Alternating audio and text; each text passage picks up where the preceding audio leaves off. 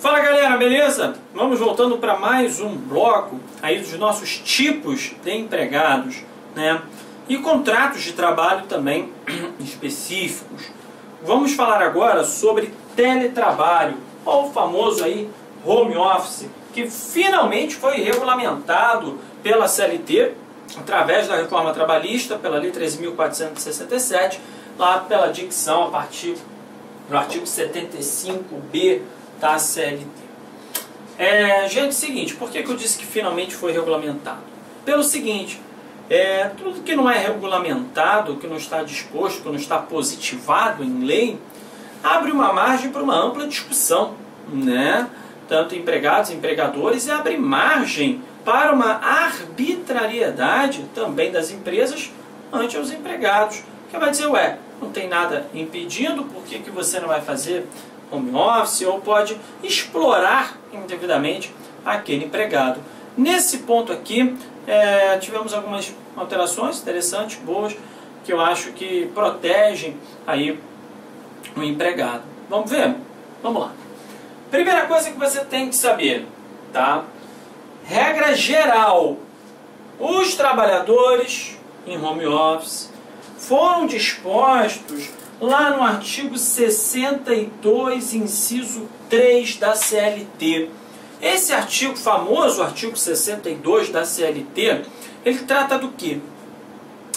No capítulo daqueles trabalhadores que estão excluídos do controle de jornada. Ou seja, não tem folha de ponto, registro de ponto para esses empregados. E foi posto lá no inciso 3, os empregados em regime de teletrabalho. Então, regra geral, nós vamos ver a exceção, óbvio, sempre tem que ter uma exceção.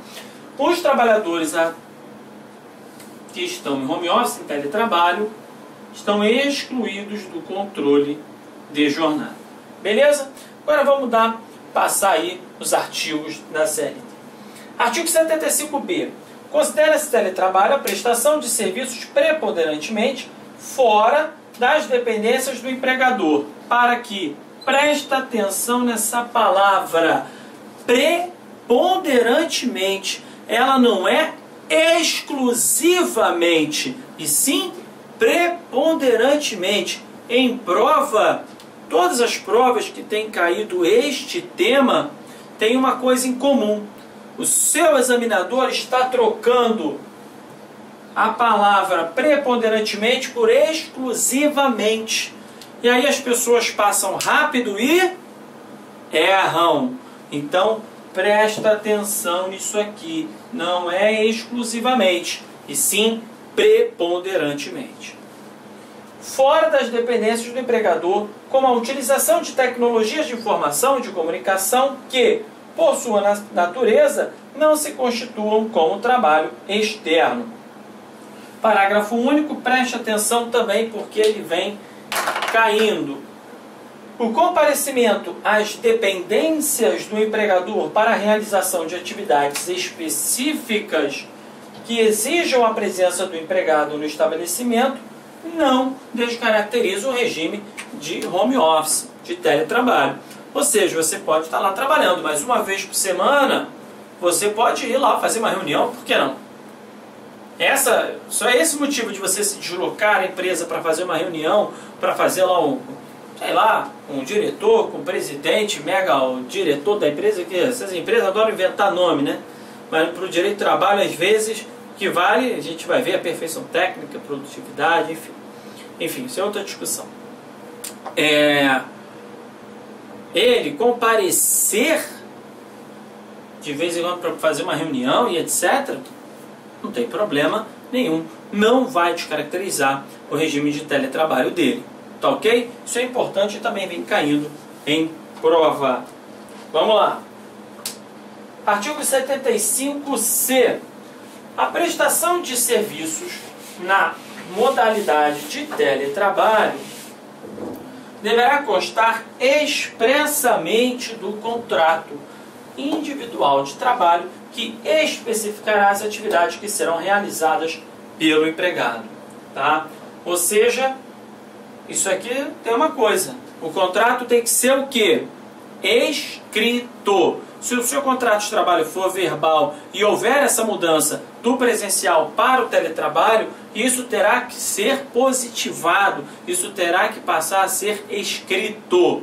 Ou seja, para você ir para o regime de teletrabalho, isso tem que estar positivado. Isso tem que... Positivado não, mas vamos dizer escrito. Contrato, tá bom? É possível mudar do regime presencial para o telepresencial? Acabei de falar para vocês aí, tá? É possível mudar do telepresencial em home office, voltar para o presencial? Sem dúvida alguma. Porém, tá? Vai ficar aí um período, 15 dias, para você voltar para o presencial. Prazo estipulado por lei. Poderá ser realizada alteração do regime de teletrabalho para o presencial por determinação do empregador. Ou seja, gente, quando vocês forem ler, vou dar uma dica para vocês. Leiam com calma. Interpretem cada palavra ou cada expressão para que vocês não decorem. Não adianta decorar. Vocês têm que entender. Tá? Entendam isso aqui. Olha lá. Por determinação do empregador. Isso aqui é o que então? Uma alteração? Como é que vai cair na sua prova? Desse jeito que eu estou falando. Uma determinação unilateral. Vai vir assim: pode o empregador alterar unilateralmente o regime de home office para o presencial? Pode. Tá? Agora, pode, por determinação do empregador, de maneira unilateral, ele tirar você do presencial para o telepresencial? Não. Olha aqui o parágrafo 1º. Desde que haja mútuo acordo entre as partes. Então, peguem essas diferenças. É muito importante você não passar a ler por ler. Leiam assim, parando, interpretando. Olha lá. Poderá ser realizada alteração presencial para o teletrabalho, desde que haja mútuo acordo entre as partes. Como é que vai vir na prova? Pode o empregador unilateralmente tirar você do presencial para home office? Não. Mas ele pode tirar do home office unilateralmente para o presencial? Pode. Tá bom? 75D. Só terminar aqui.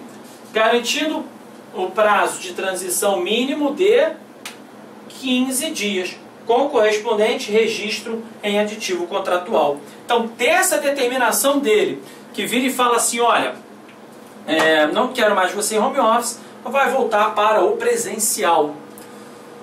Dessa alteração até a volta dele tem que ter um iter, tem que ter um tempo mínimo de 15 dias. Por quê? Se ele está trabalhando em home office, ele pode fazer, regra geral, a escala dele.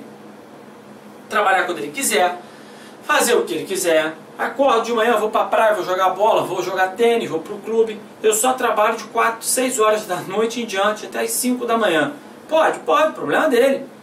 Então é respeitado que um período para o empregado se readaptar ao horário. Porque o presencial tem que estar na empresa 7 horas da manhã, por exemplo, 8 horas.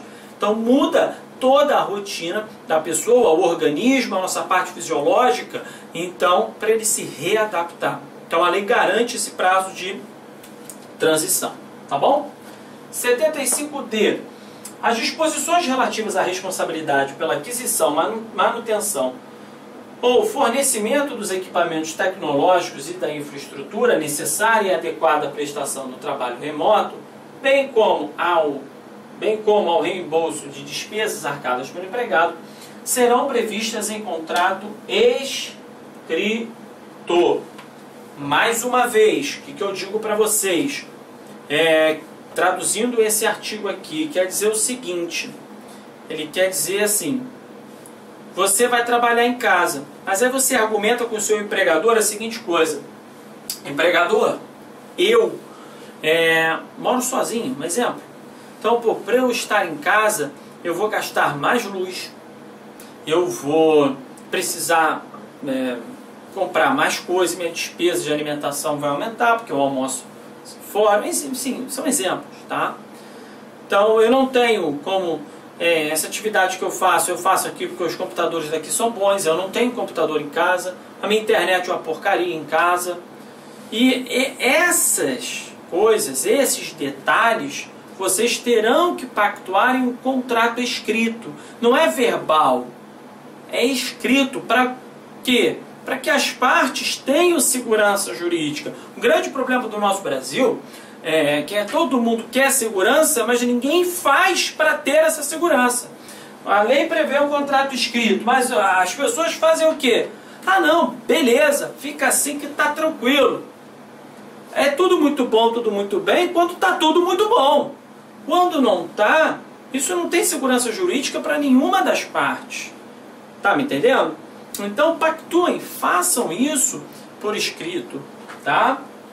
Enfim, por escrito você vai pactuar isso.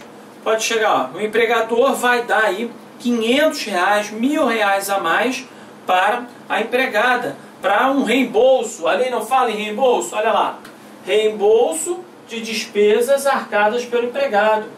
E, por exemplo, esse reembolso não vai se incorporar ao salário. O que o empregado pagar a mais, o empregador pagar a mais ao empregado, não irá se incorporar ao salário dele, tá ok? Não integrando a sua remuneração.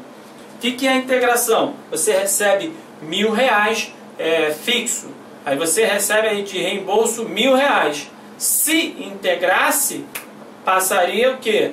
Ser R$2.000, com reflexos. Fundo de garantia não seria mais 8% em cima de 1.000, e sim 8%, por exemplo, em cima de 2.000, se integrasse. Mas não é o caso, porque não haverá essa integração. Tá bom? Importante isso, o teletrabalho tem caído um absurdo em prova. 75 o empregador deverá instruir os empregados de maneira expressa e ostensiva quanto às precauções a tomar, a fim de evitar doenças e acidentes de trabalho. Ou seja, a lei impôs uma condição ao empregador. Fala assim, olha, você vai colocar o seu funcionário em home office, então você avise a ele o que ele tem que fazer. Cuidados, como trabalhar à noite. Há estudos, né, sobre isso, que é mais prejudicial à saúde do empregado, para que ele evite, para que ele mantenha sempre uma postura correta na maneira de sentar, a fim de evitar doenças ocupacionais, né, problemas na coluna e etc. Enfim, tem que o empregador dar basicamente uma cartilha ao empregado, de maneira expressa e ostensiva, tá? Quanto às precauções evitar a fim de doenças e acidentes de trabalho. O empregado deverá assinar termo de responsabilidade comprometendo-se a seguir as instruções fornecidas. Ou seja, essa maneira expressa aqui é uma maneira o quê? Contratual. Também podemos dizer uma maneira escrita. Não pode ser uma recomendação verbal. Ó, cuidado, vê se não trabalha até 5 horas da manhã, dorme, descansa. Né? Não, tem que ser uma recomendação por escrito. Poderá haver horas extras no teletrabalho? E aqui está uma coisa que pode ser um objeto de uma pegadinha na hora da prova. Regra geral, não, porque os trabalhadores em regime de teletrabalho estão capitulados lá no 62, inciso 3, excluídos do controle de jornada. Porém, se o empregador exigir que o empregado nem compareça, mas exigir que ele esteja online, por exemplo, no Skype, de 8 às 17 horas, aí sim, se ele passar, vai ter horas extras. Vamos lá. Se for convencionado entre as partes cumprimento formal de horários, estará presente o controle de jornada, não se caracterizando o conceito de trabalho externo, podendo haver horas extras. Ou seja, dependerá de cada caso. Então, é bem importante isso, verificar se houve uma pactuação quanto ao cumprimento de horários ou não. Isso é muito importante para a sua prova, na sua questão. Isso que você tem que observar, se as partes pactuaram. O empregador pode chegar, eu quero você online no seu horário de trabalho normal. Qualquer momento ali eu posso te chamar para a gente fazer uma lancete, para fazer uma reunião, para eu te pedir uma coisa. Quero você online no Skype. O Skype já está até antigo, né? Ou outras formas que sejam. Quero você online. Leva o computador da empresa e fique online lá. Aí sim, você estará excluído lá do 62, inciso 3. E se você estiver lá na reunião, se eu trabalho até as 5, está lá trabalhando às 7, você vai ter direito às horas extras. Beleza? Então, cuidado com isso aí, porque vai depender de cada caso. Tá legal, gente? E assim, eu vou encerrando com vocês essa parte de regime aí, de home office, de teletrabalho. Tá legal? Então, eu vejo vocês no próximo bloco. Bons estudos para você, um forte abraço e até a próxima.